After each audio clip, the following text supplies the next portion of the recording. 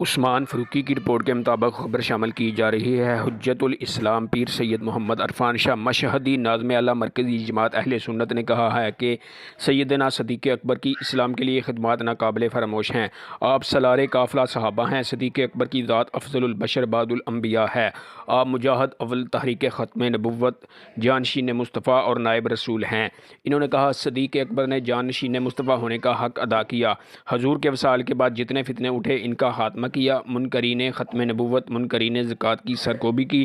آج ہمیں جو اسلام نظر آ رہا ہے یہ سیدنا صدیق اکبر کی جد و جہد کا نتیجہ ہے، آپ کی محنت کا ثمر ہے۔ انہوں نے کہا صدیق اکبر کی اسلام کے لیے خدمات احاطہ تحریر میں لانا مشکل ہے، کیونکہ 2.5 سالہ خلافت میں ایک لمحہ بھی آپ نے سکون سے نہیں گزارا، بلکہ 24 گھنٹے اسلام کی خدمت میں گزارے۔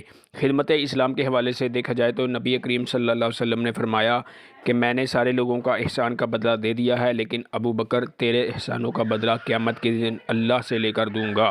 جب دولت کی ضرورت پڑی تو آپ نے اپنا گھر بار تمام کچھ حضور کی بارگاہ میں پیش کر دیا۔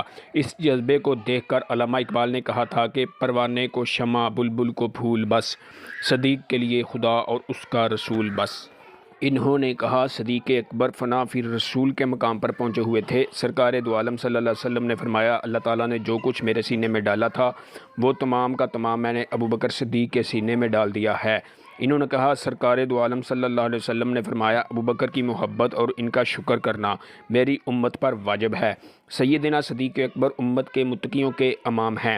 عرس مبارک کی تقریب سے صاحبزادہ پیر محمد نصیر احمد اویسی، مولانا حافظ ظہیر احمد عرفانی، قاری فیصل صدیق عرفانی، میاں علی حمزہ قادری، سید احسن رضا عرفانی، محمد قاسم گرایا، جناب محمد ناصر بشیر مغل، محمد آزاد بخت، محمد امین نقشبندی، محمد شہزاد چشتی، محمد شہباز چشتی، مولانا مفتی احمد حسن صدیقی، مولانا علی اکبر عقیل، خلیفہ اعجاز احمد فیضی، دیگر علماء کرام نے خطاب کیا۔ محفل کے اختتام پر صاحبزادہ پیر محمد نصیر احمد اویسی امیر مشائخ پاکستان نے ملک اور پاکستان، فلسطین اور مقبوضہ کشمیر اور عالم اسلام کے لیے دعا کی۔ کیمرہ مین علی بٹ کے ساتھ عثمان فاروقی، نیوز 4 گوجرانوالہ۔